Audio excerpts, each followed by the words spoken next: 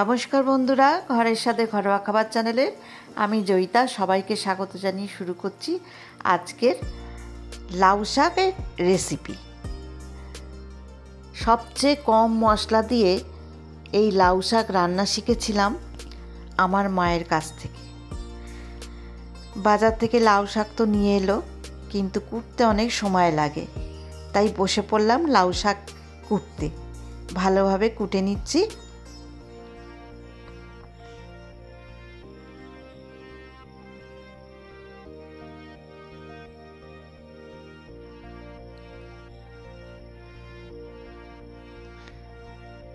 একদম লাউ শাকের ডগার কচি কচি পাতা আর ডাঁটাগুলোকে নিয়ে নেব।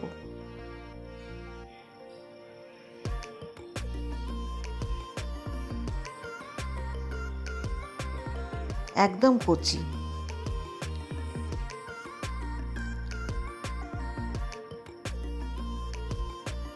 চলো তাহলে তাড়াতাড়ি করে কেটে নিই।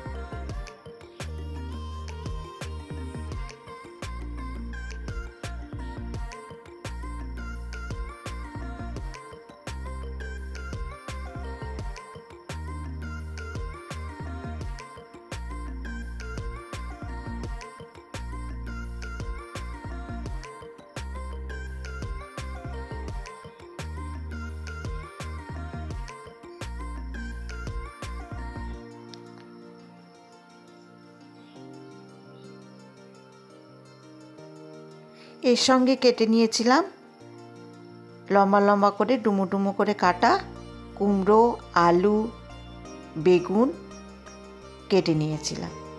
এরম করে কেটে নিয়েছি। সমস্ত তরকারি, ডাঁটা, শাক ভালো করে ধুয়ে পরিষ্কার করে রেখে দিয়েছি। লাউ শাকের পাতাটা কিন্তু আলাদা করে আমি কেটে ভালো করে ধুয়েছি, কারণ লাউ শাকের পাতার পেছনে ছোট্ট ছোট্ট সবুজ সবুজ মাকড়সা থাকে, সুতরাং শাক লতা পাতা ভালোভাবে ধুতে হবে।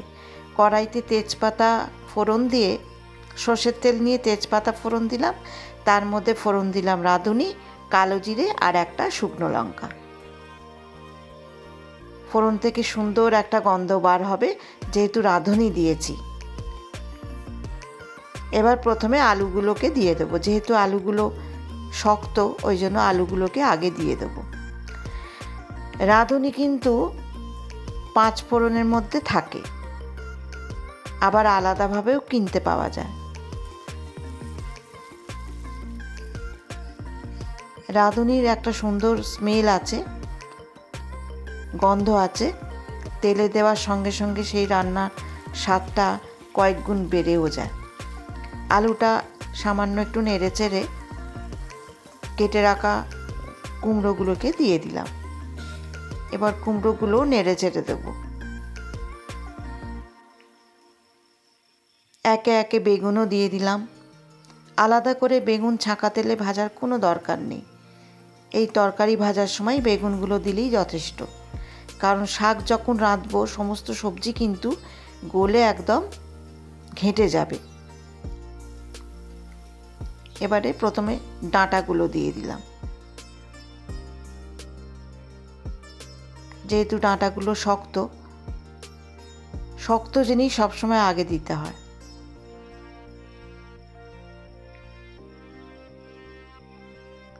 আজকে এই রান্নাটা করার সময় মায়ের কথা খুব মনে পড়ছিল। লাস্টে দিলাম লাউ শাকের পাতাগুলো, একটু লবণ দিয়ে দিলাম, তাহলে শাক লবণ দিয়ে দিলে শাকের উপর শাক জব্দ হয়ে যায়, একদম নরম হয়ে যাবে। জব্দ মানে নরম হয়ে যাওয়া। যাই হোক, আজকে কিন্তু এই রান্নাটা করার সময় মায়ের কথা খুব মনে পড়ছিল, কারণ মা এইভাবেই রান্নাটা করতেন। তবে মায়ের হাতের স্বাদ আর আমার হাতের স্বাদ দুটো তো পার্থক্য হবেই। এটা কিন্তু একটু ঢাকা দিয়ে দিয়ে রান্না করতে হবে। দেখো শাক কিন্তু বেশ নরম হয়ে এসছে। এবারে ঢাকা দেব আর মাঝে মাঝে ঢাকা খুলে নেড়ে নেব। একটু পরেই কিন্তু এই শাক থেকে প্রচুর জল বেরোবে।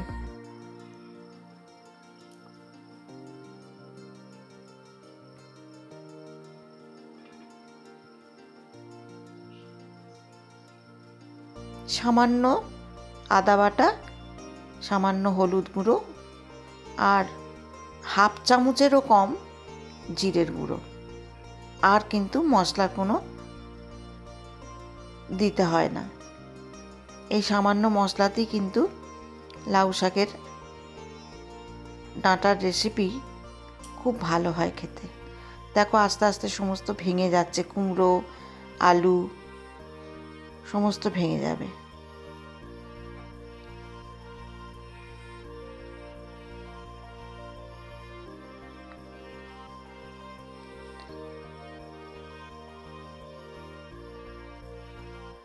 দেখো কতটা জল বেরিয়েছে। আলাদা করে জল দেওয়ার কোনো প্রয়োজন নেই। এই জলেই কিন্তু সমস্ত সবজি, ডাঁটা, শাক সব সিদ্ধ হয়ে যাবে। একটু কাঁচা লঙ্কা দিয়ে দিলাম একটা, কারণ এই শাকে খুব একটা ঝাল হয় না।